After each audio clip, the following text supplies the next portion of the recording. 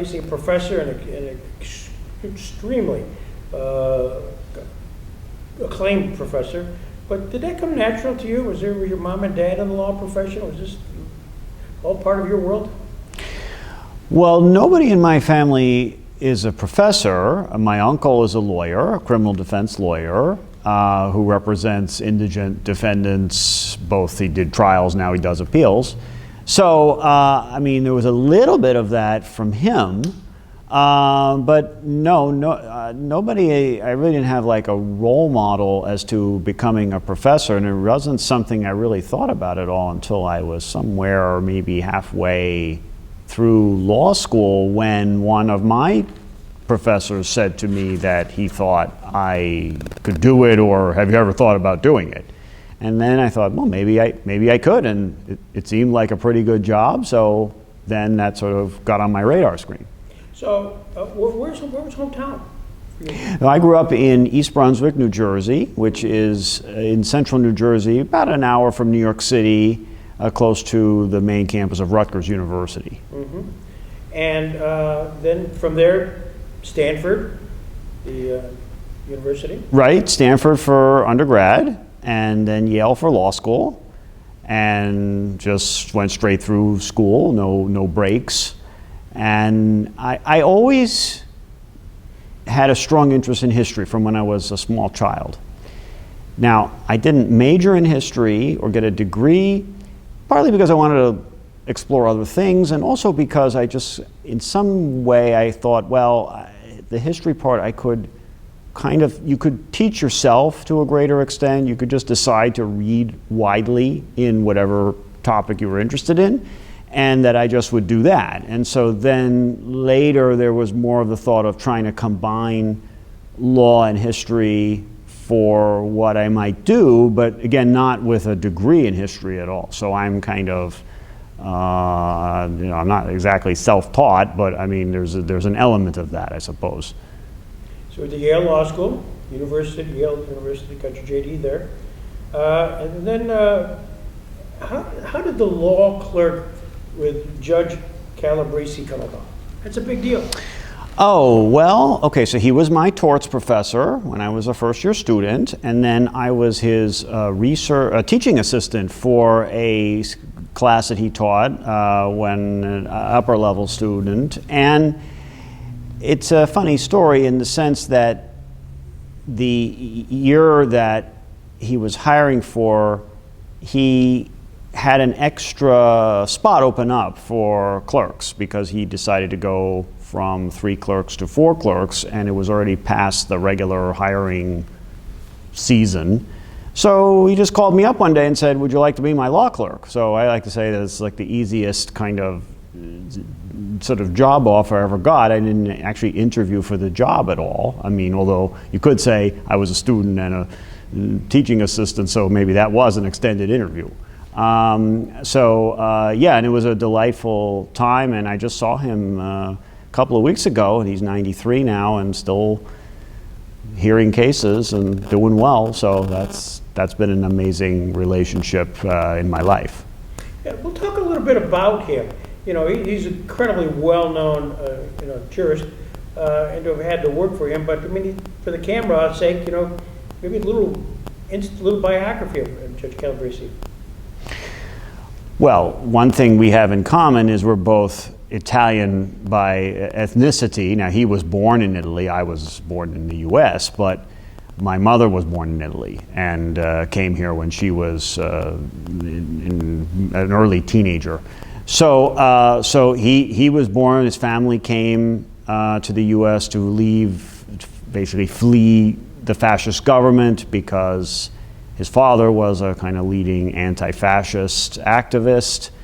They came to New Haven, Connecticut, because his father was a physician and was able to get some fellowship of some sort in New Haven. And then he kind of took off from there, had a tremendous academic career, and then clerked on the Supreme Court after Justice Jackson had passed away, so he never met Justice Jackson, but just had this phenomenal run as a professor, then the dean of the law school, and then a judge. And said kind of a real, also wonderful personality. I mean, someone who just kind of lights up a room and is delightful to be around. So you stay in touch with him? Yes, I've stayed in touch for all these years, and it's been great. He's been an important mentor to me in a lot of ways. Then, once that 1 year was done, you decided to take a shot at private practice? Right. So I went to D.C. and I was at Covington and Burling for 2 years as an associate, and the thought there was, first, I wanted to have some practical experience. I didn't want to go straight into teaching. Second, I wanted to see if I might enjoy practice so much that I would just want to keep doing that. I mean, I hadn't quite settled on teaching at that point. And after a certain point, I enjoyed the practice there and the people I worked with. It was a good place to be. I just decided that teaching was probably more suited to my personality, and that I should try to pursue that after I had been there for about a year and a half or so. What did they have you do?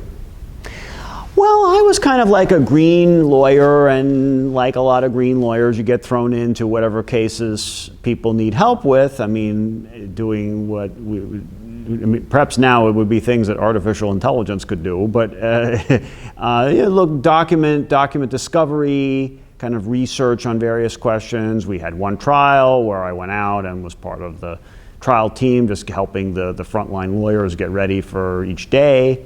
I did a couple of pro bono matters, two capital cases, and then one that involved I did some trademark work also.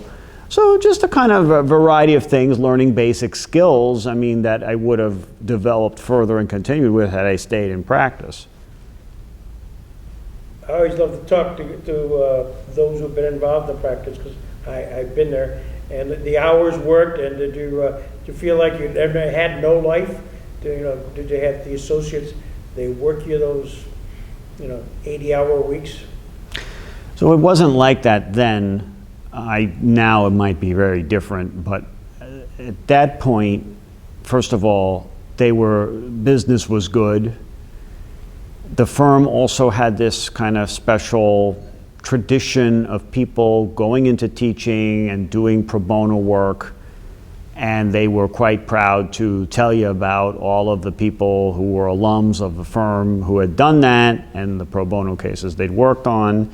So they were very happy for you to be doing those things and didn't see it as a kind of, why are you doing that when you could be billing more hours? And in some ways, I guess that culture has continued in that I still get like alumni newsletters and updates from them about whatever they're doing, and I've been 25 years out of the firm, so that's a nice sort of touch that they've stayed in touch in that way.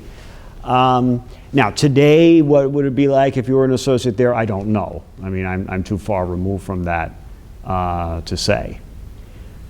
Then after that couple of year opportunity, you then decided to launch into academia. Why Indiana? Well, they offered me a job. I mean, basically, when you're starting out, as in many walks of life, you start out wherever you start out. So I interviewed in different places, and that was the best job that presented itself. I mean, I had never been to Indiana before, so it wasn't like I had any particular connection to the state, but they were I liked the people that I interviewed with. I liked the idea of being in a significant city rather than a small town and so on, but yet the cost of living there was not particularly high. So all of that put together seemed to work out, and it's worked out very well in the sense that it's been my home now for the last 25 years. And it seems like, given your body of work, that they certainly encourage and support your research and writings and publication. Yes, everyone there has always been extremely supportive. You're kind of allowed to do your own thing to a large extent and see where that takes you. And maybe you have a dead end every once in a while, but basically the thought being, okay, eventually you're going to hit pay dirt with whatever it is that you're looking into. And I've also been fortunate to go into teaching at a time when all of these historical materials were being digitized. Because the kind of work that I do requires a lot of archival work. Now, when I started out, that meant more traveling, going to libraries and digging through boxes. And that's fun, but it's time consuming, costs money. And then, especially once you marry, have kids, then that becomes much harder to do. How much time do you want to spend away from your family sitting in a library? Now, what digitization has done is make it possible for people to do that from home, right? And to have much faster, greater access. And people that started around the time that I started basically got almost all the benefit of that, because you only get that big bang once, right? That whatever the new technology is, those people benefit from it and they get the most out of it. And so that, I think, has really made it possible for me to do a good deal of the work that I've done in a way that it simply would have taken way more time and effort to do a generation earlier. So in some ways, I mean, I look at the work of people from, say, a generation before me and think, wow, how did they manage to do some of the things that they did, given the constraints that they faced? So I think that that's turned out to be a lucky break. And it also means that you can kind of do the work from anywhere. You don't have to live near a particular library or archive. You can, just get it on the website. I mean, that's how I've done some of the research for this book on Justice Jackson's opinion. It's come to the website of the center and look at all the materials in a way that I don't know how that would have been done before. It would have been much harder. You mentioned the fact that the kind of work you do. What kind of work do you do? So mostly now I do constitutional history, and that means looking at mostly the US and looking at different historical periods or historical topics.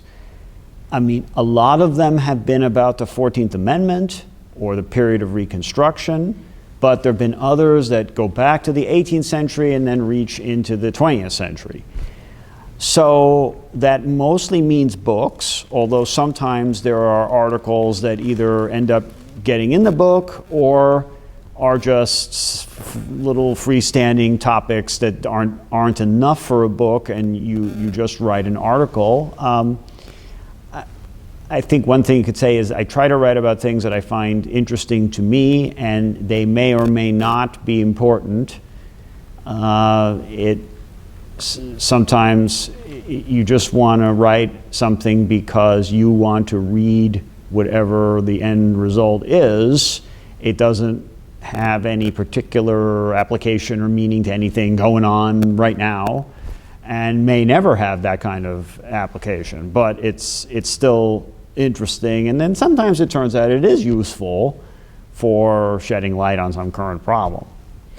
I hold in my hand, because I'm an autograph collector, historical autograph collector.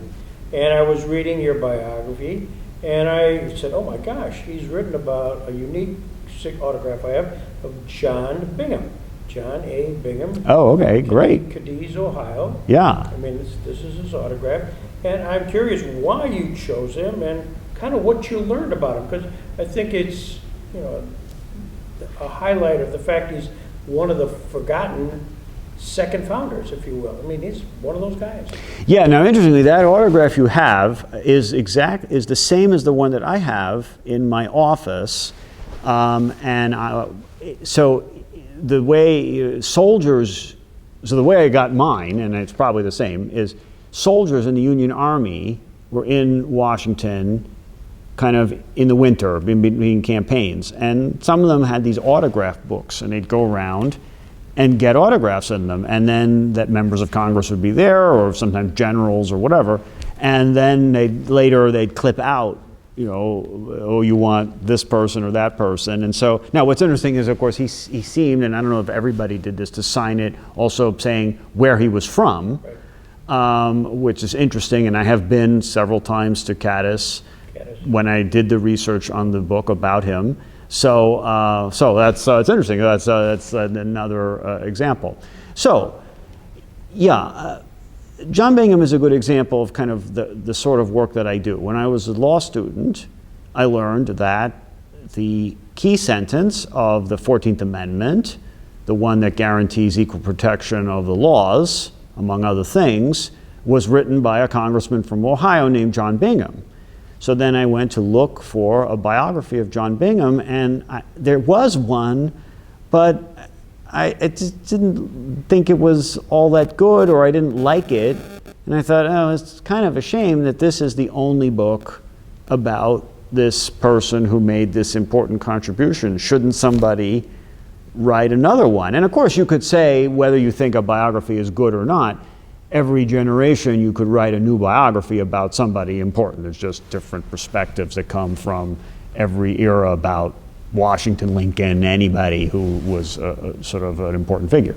So anyway, so then eventually I kind of realized that I was a person who should do it. Now part of it was, to go back to the earlier point, that, well, I lived in Indiana and all the materials, or most of them, were in Ohio, our neighboring state, and it was possible for me to drive over there to see those materials and spend time with them in a way that most or many other people wouldn't have been able to do that. Bingham is one of these people that is, should be better known than he is. Part of the thing is that when we think about the Civil War, we tend to focus on all the military people aside from Lincoln. Right? Lincoln is the only politician that gets a lot of attention from that period, and I mean, rightly so, but I mean, there were a lot of other people who were doing the work of politics after Lincoln was assassinated, and Bingham was foremost among them, and in a way that you don't see with the Revolutionary War generation. In the Revolutionary War, people tend to know a lot less about the Revolutionary War generals other than Washington, and know a lot, though, about the Founding Fathers, who did all of the political work that was required to get the nation up and going. So Bingham was somebody that I was very interested in, and I think it's funny to think about the fact that the book on him I did about 13 years ago, and so at some point there will be time for someone else to do one and see what I missed or what can be added now that we have a number of years of more information or perspective on it to sort of take it in a different direction. Justice Black called him the Madison of the 14th Amendment. How involved was he in the drafting of the 14th Amendment? Well, there wouldn't be a 14th Amendment without Bingham. And I say that because he was on the Joint Committee of the Congress that drafted it, but more importantly, he was the one, more than anyone else, who said we have to have a constitutional amendment to kind of shape Reconstruction. There were other people on the committee, most notably Thaddeus Stevens, who thought you could just pass a series of laws that would restructure the South or guarantee rights and so on, and that would be fine. And what Bingham said was, first of all, in some cases, maybe such laws could not be passed by Congress given the constitutional powers that were there at the time, but also that there had to be some permanence to what they were doing. That if you just passed a series of laws, well, those laws could be repealed, right? And it is true that during the era of Jim Crow that followed, some of those laws were repealed, and others, maybe were only left there because, in effect, they had been repealed in practice by Southern obstruction, and you didn't need to actually repeal them formally. So we wouldn't have a 14th Amendment without Bingham, and then he's the one who basically crafted the most important portion of the 14th Amendment, at least in terms of how it's impacted the law over the subsequent 150 plus years. And he was the one who was insistent that part of the solution to kind of getting over the evil of slavery and expanding kind of the promise of America was that you had to guarantee basic rights for all Americans against all governments, federal and state. You had to guarantee equality, and you had to guarantee due process of law to all, right? Now, all, of course, meant black and white, but it also meant to all, including people who were white and lived in Alabama and had supported the Union, who were also subject to a great deal of threats of violence, among other things, by the losers of the Civil War. So that was the vision. And in some ways, we take that for granted now, that yes, we all have rights against all forms of government and equality for all. These are things which, in a way, if you're too successful, then nobody gives you any credit, right? It's like when it's a little more debatable, then you sort of say, oh, well, here's a person who was for doing this as opposed to against it. But now we just sort of accept and, in some ways live in the America that he envisioned, more so than the America envisioned by somebody like Madison or Jefferson. I mean, though that was a different vision of America, not, good and bad, but it's something where Reconstruction brings us closer to what, we have now. Was there a surprise as you dove into John Bingham? You read, the basic, fundamental biographies that would have been out there, and just all of a sudden now you're doing a deep dive, and you say, "Oh my God, I had no idea." Were there any moments like that? The most surprising thing was really a disappointing surprise, which is that I didn't find anything about his views. Well, actually, two disappointing surprises. One was I didn't find anything about his views about what the Supreme Court did with the 14th Amendment after it was ratified. So Bingham is not reelected to Congress in 1872. He doesn't get the Republican nomination. And so then he becomes ambassador to Japan, and he goes off for 12 years to Japan. The Supreme Court, of course, starts interpreting the 14th Amendment in those years in ways that were narrow, not consistent with what the people who put it together or were most responsible for it really had envisioned. I thought when I started the project, surely I would find letters where he would talk about that and give his views as to what they'd gotten wrong. So on. Just couldn't find anything. Now, some of that is because he died broke many years later, and a lot of his papers were just lost and scattered. And the other thing was that the papers that remained just focused on other things, having to do with his time as ambassador or personal matters or whatever. So I hope that someday someone else will find either something I missed, or there's always the hope that a box turns up in an attic somewhere and you find the long lost papers. Now, in connection with that, he also, one of his college classmates was an ex-slave, and they were lifelong friends, and Titus Basfield was his friend's name, and later Basfield became a minister in Canada to basically slaves who had escaped on the Underground Railroad to Canada. And they corresponded for decades, including during the time when the 14th Amendment was being written. Unfortunately, these letters were lost. Someone had them, kind of a private collection. He died. They were thrown away because the heirs didn't know what they were. And I looked high and low to think, is there any way anything survived? And it didn't. So, some projects I can point to, I made this great discovery about something that really was like a find. And here the finds were more all dead ends. So it's still, you can still put together a story of his life, but there wasn't any kind of aha moment in that book in the way that I thought there might be, or that there are for some of the other things I've done.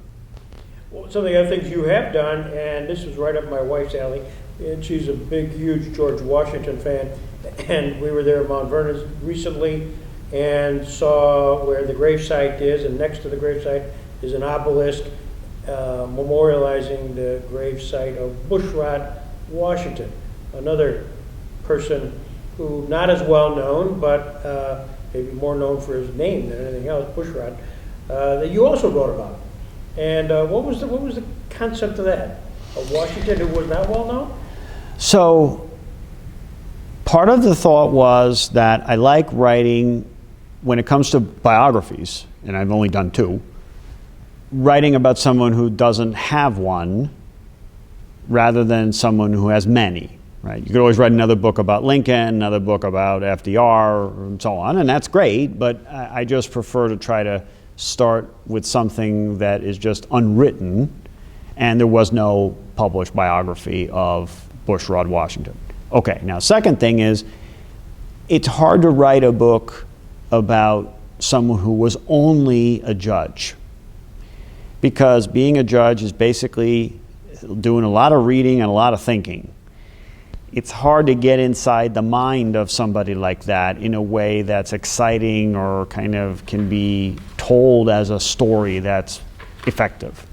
So what you need is someone who was a judge who did other things or had other dimensions to their life. Now, in Robert Jackson's case, okay, he had his whole career before he became a Supreme Court justice in the executive branch, and he was at Nuremberg. So that's easier. In Bushrod Washington's case, well, he had this connection with George Washington, his uncle. So that was an interesting angle. Then he also owned Mount Vernon for many, many years. And, well, that's another interesting angle, because everybody knows Mount Vernon, and, you know, you can go there now and see what it was basically like when the family was living there. In addition to his kind of career as a lawyer and in politics before he got on the Supreme Court. So that was kind of appealing. The other thing is, like, he was one of those people who always would come up in the accounts of other people's lives. So talk about George Washington, you talk about his nephew. Talk about John Marshall, you talk about Bushrod Washington, because they served together for many, many years on the Supreme Court. You talk about Jefferson, well, Bushrod Washington was his lawyer in various things before they sort of fell out over partisan differences, and so on. So then you kind of think, well, he's someone who knew everybody, and they all knew him, so there must be like kind of an interesting story there. And of course, it turned out that was a very interesting story, and one which I hope will change how people view the early Supreme Court, because the basic, an argument of the book is that Bushrod Washington is the key partner to John Marshall in making the Marshall Court great. And that was a role that was not well known, because nobody had really focused on him before, and because he was more not looking to call attention to himself particularly. I mean, he was more of a reticent person, and he was already famous because of who he was, and where he lived. So unlike other people who are kind of constantly talking themselves up because they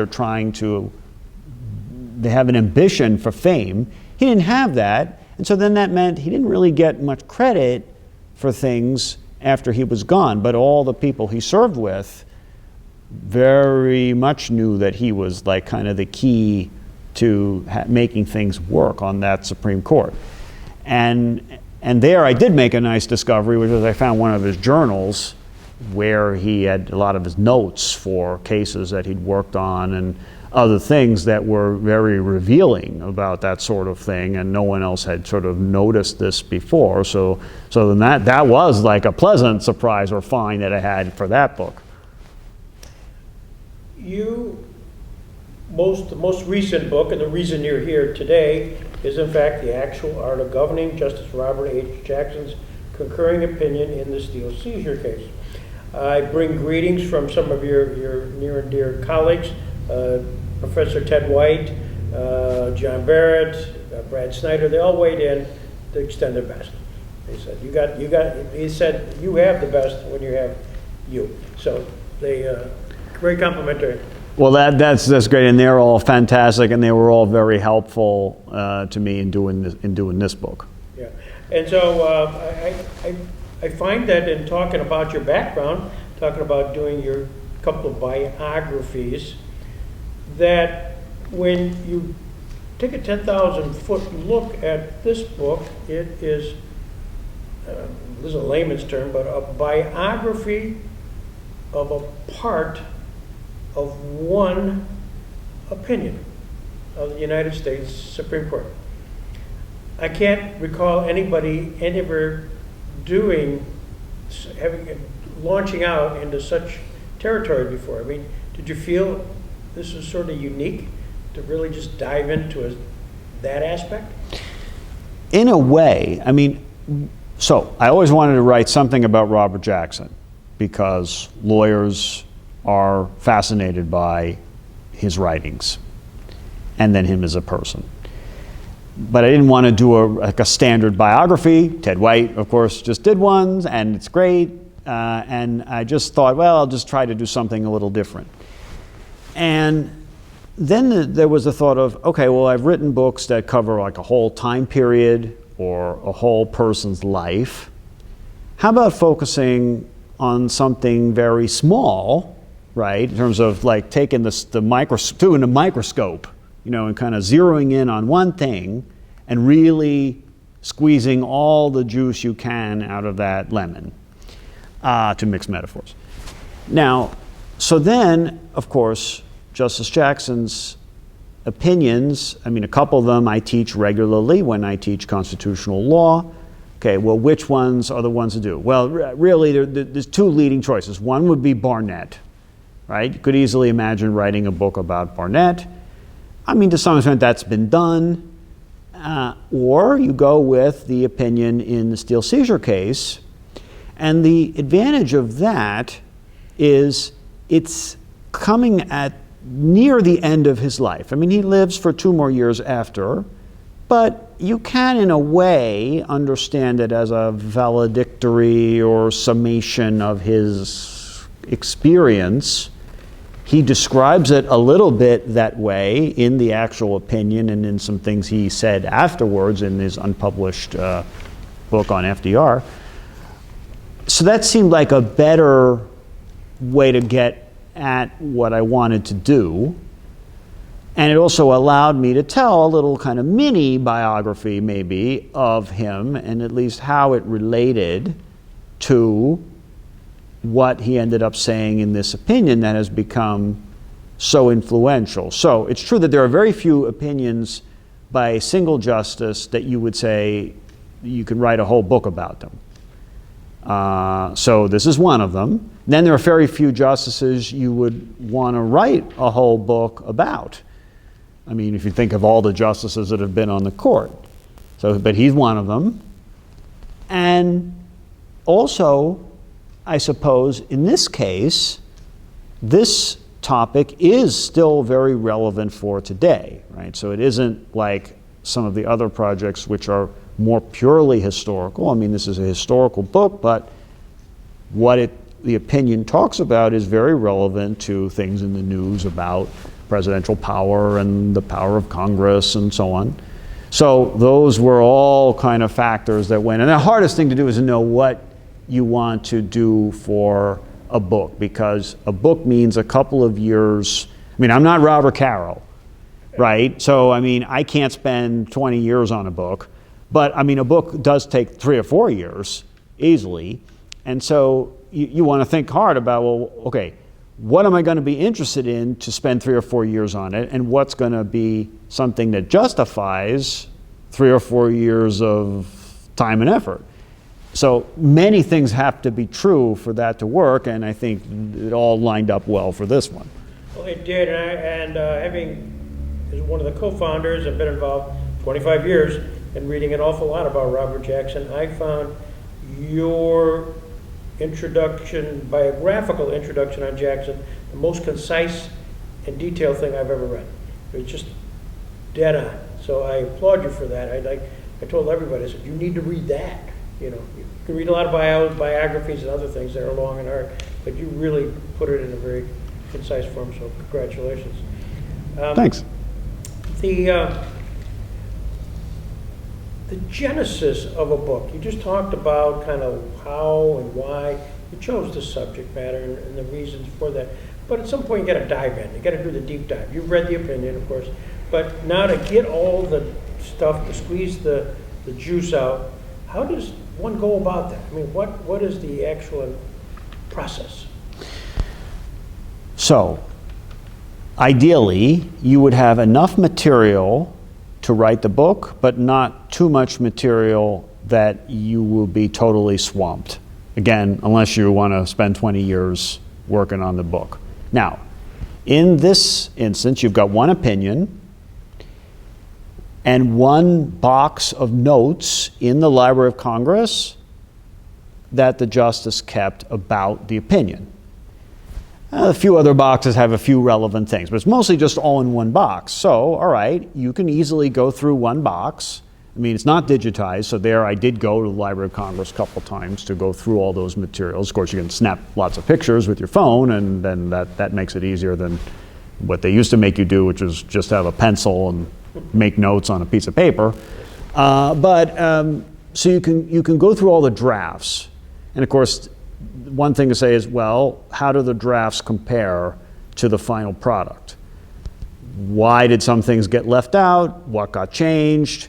And did anything that got left out end up somewhere else, right, in some other thing afterwards? So that's the sort of central thought. Okay, there's the opinion, there's the notes. Now, then you've got kind of the aftermath of the opinion, right? Okay, well, what have people said about it since it was written nearly 75 years ago? And okay, you can go through that, cases, articles, books, and so on, right? And digest that. So there's like kind of the background about the justice and the case. Then there's kind of the notes that he made. The opinion, then you can go through all the details of the opinion, see, in a way that you normally can't do. If you literally pause on each sentence or paragraph and say, okay, when it says this, what does this mean, or what does this leave out, or what was going on in this footnote or that footnote, that's a kind of thing where normally you'd say, well, that's too much detail, because in whatever you're working on, you've got to move on to the next topic or next thing. You can't sort of dwell on these little details. But when you're only writing about one opinion, you can go through all the details. And that was part of why I wanted to do this. Sometimes it's just a matter of being able to take the time to think about whatever it is you're reading. And one thing I've noticed is that, okay, you have one box of material, notes. When you look at it the first time, there's quite a bit that you don't know or don't fully understand because you're not up to speed yet on everything. So a reference to a name or a place might kind of go over your head. Or you kind of make a note to yourself, all right, I should go check this. I'm not really sure what this means. Okay, the second time you go through it, now you know more. You've narrowed it down. Okay, now I want to focus on a certain set of things and look at them more closely. And then you realize certain things you didn't understand the first time. Then the third time you go through it, even more so. Now you could now eventually you get to a point of, okay, I've gone through it enough times, there's not anything more to get out of it. But that's a process that works much better when you have one box of notes rather than 50. Because to do the 50 would take you a lot longer, though the process would basically be the same. And the other thing is sometimes there's a question of trying to see if there's something you can say that no one else has said. So can you find something new, but also is there some new perspective there? One new thing that I found was that some parts of the opinion could be traced back to a memo that had been written years earlier in the Justice Department that Jackson had in his files, but that nobody else had because it was a confidential memo. And there's some identical phrasing, some identical language. No one had noticed this before because the memo in question wasn't declassified until about 2013 or 2014. And so nobody had really been able until now to kind of notice the similarities. And so that's one thing that then, is like a kind of hook, if you will, in the book for something new that then can pull people in. Well, I'm going to pull the people watching this in a little bit further. For those who want to know the full details at length, there'll be a conversation with the current president of the Jackson Center, Kristen McMahon, and that'll be on a separate post. But I'm going to ask about this one anyways. These are in a portion of your book which I found absolutely fascinating. These are called drafting choices and certain influences on Jackson's concurrence. And you talk about a memo entitled "The President's Power in the Field of Foreign Relations," written in 1937 by Assistant Solicitor General Golden W. Bell. It's the Bell memo. I actually knew that you had found that. That discussion had come up before I read the book. I mean, that's one of the finds you found, and I'm sure it's been acknowledged that way. But could you talk just to the camera a little bit more about that, if you could? Sure. So in the late 1930s, the Deputy Solicitor General at the time, Golden Bell, was asked to do an analysis of basically certain questions of executive power arising out of the neutrality laws that were in place at the time. So in the 30s, the Congress had enacted these statutes that basically said that presidents could not provide support to belligerents in war or put like serious restrictions on, say, sending arms into conflicts, because the whole idea was we want to stay out of these kinds of conflicts and we don't want to get dragged into another war and so on. So then the question was, okay, well, to what extent is the president limited by these kinds of laws, or are there grounds on which the president could say, either as commander-in-chief or in the interest of national security, that he could take action? So Bell writes this very lengthy memo kind of going through all of this, and among other things, he says, well, sometimes the president's actions really fall within a kind of zone of twilight where public opinion is kind of the controlling factor, in terms of if the president's action is popular, he might well be able to do it, and if it's unpopular, he can't. And that can't be reduced to just a simple legal analysis, even though it's kind of unclear and messy. Now, of course, that phrase, zone of twilight, finds its way into Justice Jackson's opinion famously as his description of a scenario where Congress has said nothing about the president's action or the type of action the president is taking, and then we have to understand any sort of challenge to that power is falling within a zone of twilight. Now, okay, maybe you could say that's a coincidence. But then you find that there are identical sources being cited by the Bell memo and Justice Jackson's opinion. And there are a couple of footnotes where basically Jackson took what Bell had written, he edited it very lightly, and just repeated it. Now, okay, well, first of all, how do we know this, or what can we say about this? I found that, in fact, Jackson did have the Bell memo in his possession. He was given it by Tom Corcoran, kind of New Deal super lawyer, wheeler dealer. And that there are too many similarities for it to be a coincidence, right, between what the Bell memo said and what Jackson said. And it was a good memo analyzing various aspects of executive power. Now, the other thing was the steel seizure case was heard and decided in about a month, basically from the time the case was argued to the time the opinions were issued. That's pretty quick. And, well, you had to take some shortcuts in order to get an opinion out in that amount of time. And Jackson did that. He couldn't kind of quote the memo with a citation because it was a confidential memo. So he had it in his possession, he used it. You know, I'd like to think that he sent Bell a note of some sort about it, but I don't know if that, I couldn't figure that out, basically, because Bell, to some degree, sort of disappears from history after World War II, more or less. And so it's by way of saying, in one sense, all judges are borrowing things from people when they write opinions. It's not just all springing out of their head. They're reading briefs, they have law clerks, they have other colleagues they're talking to, and so on. It's a collaborative process. You know, one of my professors, someone asked him something like, who was the greatest lawyer in the history of the United States? And he said, there's no such thing. Law is a collective effort.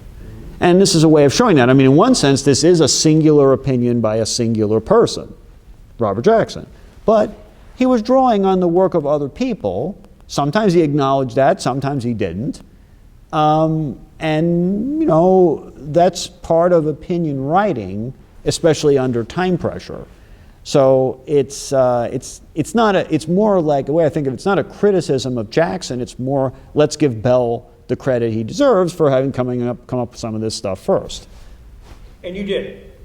You've given him a platform here in your book, and that's gone noticed. It's noticed, you know, by several. The other thing that I found extremely interesting, because we're close to the University of Buffalo Law School, we worked closely with them on the Mitchell lecture, and we know that Robert H. Jackson turned out to be the first Mitchell lecture, and that was one of the many things we worked on here when they named the federal courthouse after Robert H. Jackson, was the fact that he had such a presence there. And you quoted in some detail the Buffalo Law School speech in May of 1951, which included a reference to FDR's secret memo. This dealt with, you know, an opinion that FDR would have given to Justice Jackson dealing with the Lend-Lease that never really found much of the light of day until much later. You know, what was the president's opinion? And could you talk a little bit about that? Sure. So Congress semi-regularly inserted what is called a legislative veto into laws starting in the 1930s, roughly. And basically what a legislative veto was it would say something like, the president has the power to do something unless one or both houses of Congress vote to reject it. Now, that's different from how an ordinary, how a bill becomes a law process works, because normally, if you pass a law, the only way to undo a presidential action of a power that the law has given him would be to pass another law that the president could veto, and then get that through an override of that veto or a presidential decision to acquiesce in what Congress had done in rejecting his decision. So the legislative veto didn't require that. It only required one house or two houses to vote against whatever the president had done.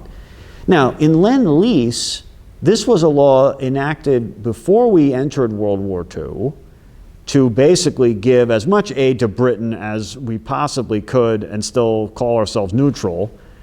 And that was controversial because there were still quite a lot of isolationists in Congress. So one of the conditions of this power was it would only run for 2 years, because of course at that time they didn't know that we were going to be in the war.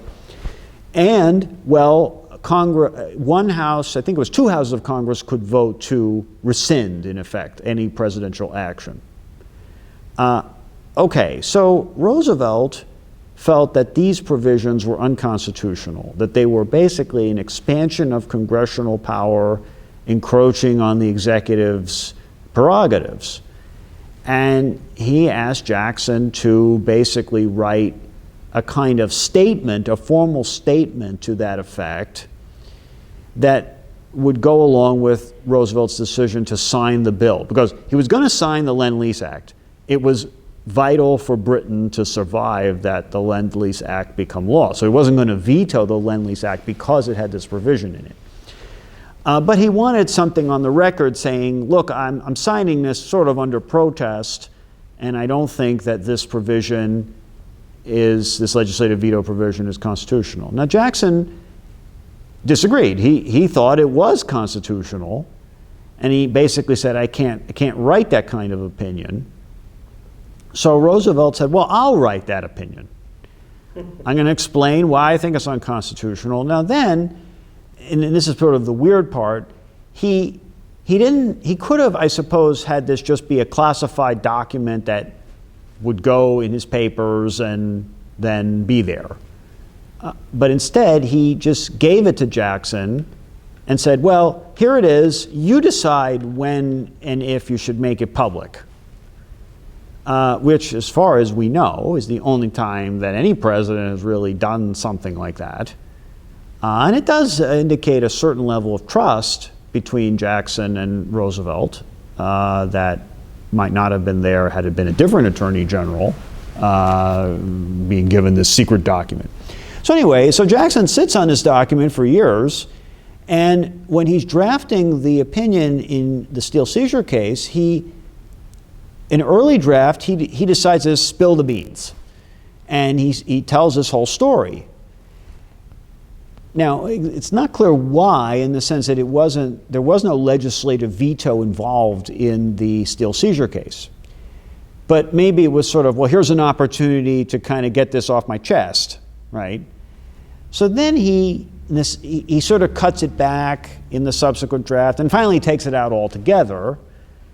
But he then decides, okay, I'm going to write a law review article, basically taking kind of what he had sort of drafted and then reworking it, and he ends up publishing this so that everybody knows that this was this disagreement that they had. Now, what's interesting also is it points out that Robert Jackson was not someone who just did whatever the president told him to do. That was not how he understood the role of Attorney General, and he sort of lived that out in the ways in which he behaved as Attorney General. Obviously, sometimes he did do what the president asked him to do when he thought it was at least defensible, okay, or correct, but he did disagree and was not just sort of a partisan. But for me personally, it's interesting only because I've read a couple of the drafts of the Harvard Law Review article that were in the papers of E. Barrett Prettyman Jr., which is in Virginia. When I was interviewing Professor White there, I went over and looked at the papers, and there it is. I mean, ultimately it got finalized and published in that Harvard Law Review piece. But it was fascinating just to see the process and where Barrett Prettyman got involved in, as the law clerk, helping finalize that piece of the puzzle. Yeah, and Prettyman wasn't one of the clerks during the Steel Seizure case. He came the year later. Right. And so, but it's interesting. Now, what's also though interesting is that if Jackson had included this discussion in the Steel Seizure opinion rather than in the law review article, maybe that would have changed the outcome of the legislative veto, because of course years later the Supreme Court said that all of these legislative vetoes were unconstitutional. They agreed with Roosevelt's position. There is a footnote in the opinion where they say, well, yes, there was this law review article that Jackson wrote and that showed that their disagreement about this, but see, it's one thing to put something in a law review article, it's another thing to put it in an opinion, especially an opinion that turned out to be very important. So I kind of wonder whether the legislative veto would still be with us had Jackson not taken out that discussion and had instead said, as part of this famous opinion, yes, I think that legislative vetoes are constitutional, even though Roosevelt didn't think they were constitutional. Who knows? That's why I find your book so fascinating. We had a chance a few years ago to have Professor Matt Stylen from the University of Buffalo, and he took some time off on dealing with this opinion, and kind of the thesis being, how was this opinion received in 1954, critically and otherwise, and kind of got lost. And you cover that so well also in your book about how the concurring opinion really doesn't find the light, I don't want to say find favor, light until really Watergate tapes. Yeah, so a fascinating question is, why do opinions become famous? Right, so sometimes it's kind of obvious that the case is extremely important. Think of Brown versus Board of Education, for example, and it's famous from day one. Most opinions aren't like that, though. They're sort of potentially famous, right? I mean, they're decided by the Supreme Court, they're on some significant question, but sometimes they kind of just don't catch on. Something has to get them traction, and it usually involves either some lucky accident of some sort. And you could tell that story about different opinions in the court's history, but it's especially true, perhaps more than for any other, when it comes to Justice Jackson's opinion in Youngstown. Now, what are the accidents? One accident is one of his law clerks that year is William Rehnquist. And William Rehnquist gets on the Supreme Court. And then, of course, throughout his career, basically is always telling everyone that this is one of the greatest opinions ever written. He cites it multiple times. He gives talks about it, including here. He talked about it. So, okay, that doesn't happen very often. In fact, it's hardly ever happened that the clerk on a famous opinion or case then himself or herself becomes a justice and then touts it in their work later. Now, then the second thing is Watergate, right? And Watergate, at least for the time period of when it was going on, Nixon is arguing that he doesn't have to turn over the tapes. And one of his arguments is, well, the three branches are completely separate and independent from each other, so the courts cannot get access to my confidential conversations, no matter what the reason is. Okay, so people who are arguing the other side of that, they're looking for some source, some language that's going to be helpful to them. And the most helpful language they find is in Justice Jackson's concurring opinion, because in there he says, among other things, that look, the branches have to be understood as interdependent and they have reciprocal relationships with each other.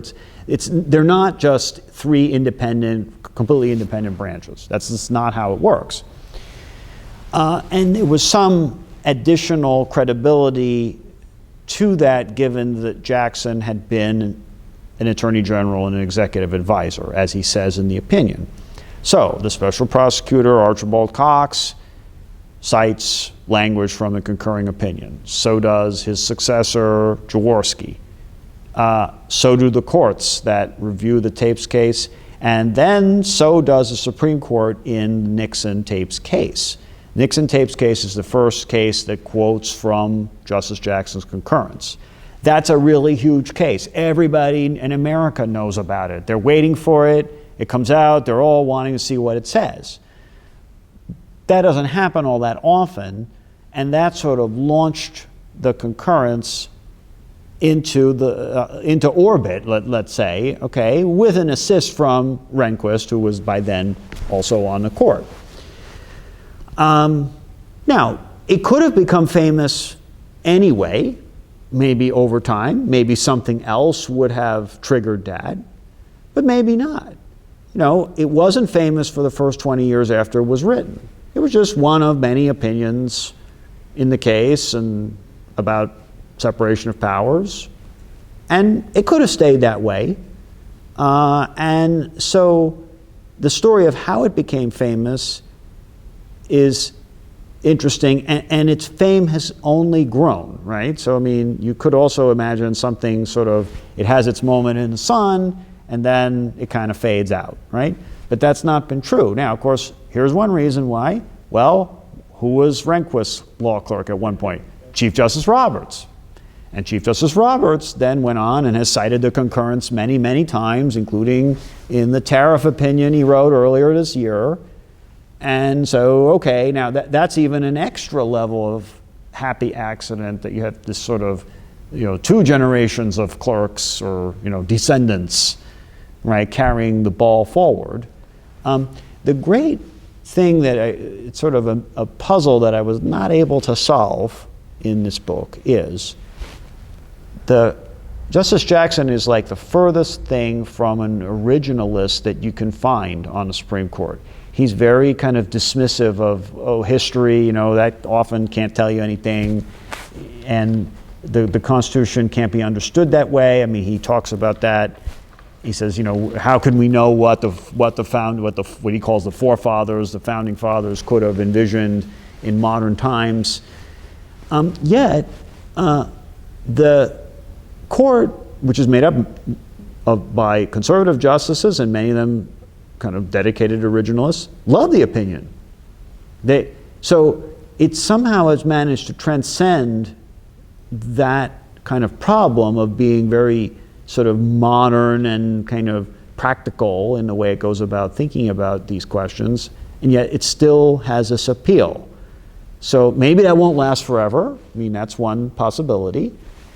Maybe it's also that because the quality of the writing is so high, it just sort of casts a sort of persuasive spell over people, and maybe that has something to do with it. I'm not sure, though. I mean, I kind of thought about that a lot, but I never quite got an answer that I was satisfied with. So I sort of just mentioned it briefly and went on because I didn't have anything definitive to say. Well, speaking of quality of writing, the quality of your writing on this book is wonderfully, and I certainly, and those that have commented on it to me, just find it excellent. And have you found the reception of the book? How have you found the reception of the book? I should probably put that way. Well, books take a long time to really sort of seep into the sort of understanding of people, right? I mean, it's not like, there's often this kind of very delayed reaction where it takes a couple of years usually for people to either review the book or for it to start getting a real sense of like, well, has it changed anybody's views about anything, right? Whether it's being cited by, say, other scholars or courts or whatever. So we're still kind of in the too soon to tell, or too early to, what is it, like too early to call the race, in an election for this book. I do think that there is certainly every reason to think that there are going to be more cases that raise kind of questions of executive power, right, where Youngstown is going to come up and this opinion is going to come up. So I think that will be sort of an opportunity for people to sort of use it and think about it. I think it's in one sense, we're so used to instant feedback from like a social media post or something like that. Like, hey, how come I sent an email, how come you didn't answer it within the next 5 minutes, kind of thing. That it is harder to get used to the thought that, books, it takes years to really see what impact it has. And so the answer is I don't know yet. Well, it's remarkable that you've been able to, again, as I mentioned earlier on, a book dealing with not only a person near and dear to us here, but also a case which is just a book on concurring opinion within the case is remarkable. So that puts you in a class sort of like Indiana. I think we have a football team in Indiana, don't you? So we're in a class probably. We do now. Yeah. Tell me a little bit. I can't let you go without kind of your reaction to all that last year, the NCAA. Well, when I moved to Indiana, of course, the men's basketball program was the program. right, for the state's sports. And that had been true for a long time, and that's what everybody expected. Nobody ever gave any thought to the football program at all. And then, you bring in a new coach that I'd never heard of him. I mean, and I don't know anybody really had either. I mean, it'd be funny because it was only 2 years ago. You could go back and probably look when they hired him. People probably had no reaction at all, or just sort of, who is this guy? Okay, he has a good first year, right? They had a very, they had a really good season. Like, they haven't had such a good season in quite a while. Isn't that great? But they figure, okay, that's 1 year, and that's probably something of a fluke. Right? And then to go from that to a national championship, undefeated, the whole thing, I mean, I just think that's remarkable. And I mean, in some ways, it's kind of interesting because when you look at it, there is always this question of, should you quit while you're ahead, right? How can he possibly top that? Now, of course, people who get to that level don't think that way. They always think, oh, okay, I can do more, I can do it again, right? Like athletes, sort of, they keep going until they're well past their prime because they always think, well, I can recapture what I did 5 years ago. And that's what makes them great, right? So we'll see, but I mean, no, it's a really great thing for the state, and they've been taking the trophy all around the state, kind of showing it off, and it's, it's a good thing, especially because, look, it's like something everybody can get behind, right? So it doesn't matter what your politics are or anything. Everybody feels good about the state university winning a national championship. Yeah. So here you are at the Carl Kappa Theater, Robert H. Jackson Center. Did you know much about our place when you sort of kind of got into the subject? Well, I mean, I had used the resources of the website off and on for different projects. Sometimes for the classes I was teaching, I was trying to look for, for example, one of his speeches or something I could at least give to the students or tell them, okay, like here, if you want to read it, here's where you can find it. And so from that standpoint, yes. I mean, I was thinking about it, and I may mention this in my talk tonight, which is that I think that other than John Marshall's house, where I did an event once, this is the only other place dedicated to a particular justice. I mean, right. Yeah, right? Okay, so that's pretty remarkable because, again, it's like, okay, first, how many justices are there who really deserve that, right? Not many. He's one of them. But, and the second is, well, yeah, but it takes a lot to sort of do that because it isn't like there's a historic site from his youth or his, right, where you can say, oh, well, yeah, this is the place to go, or the family, had like a lot of money, or, something like that where it'd be easier. Or Mount Vernon, is an example, like, well, okay, it's been a monument for 200 years. And so this is much more of an act of creation, like a deliberate act of creation by you and other people that is really remarkable. And in some ways, I mean, you could easily imagine other people, well, maybe not easily imagine, other people should try to do it, right? For, a handful of other justices. I mean, some of Justice Jackson's contemporaries, like Justice Black, probably merit something like that. You could imagine, they were also influential, and, it would be a different part of the country, and they could get, kind of get behind something like that. But, and so I hope that does happen. And I'm thrilled to be here. This is my first visit to upstate New York. So, or I guess I'm going to say Western New York as opposed to upstate New York. Or yeah, that's right. Upstate New York is anything outside of New York City. That's how they well, okay, yeah. I guess I always thought of it as close to Canada, being upstate rather than, I don't know, stuff that's north of New York City. But yes. But this. So I'm delighted to be here, and it's also great to be at a place that's dedicated. Where there's a natural home for a book like this. So when I did Bushrod, Washington, okay, Mount Vernon, it's there. They're interested. They're supportive, that's all great, and there's like a community of people, right? and same here. So that's something that you don't find with that many projects. So, so it's exciting. Well, I'm excited you're here, and for those who are watching this later on, be sure you watch his presentation, which will be a little later here at the Robert H. Jackson Center. Thanks a lot for coming from the home of the National Football Champions. And Bobby Knight. Thanks, Greg. That was fun.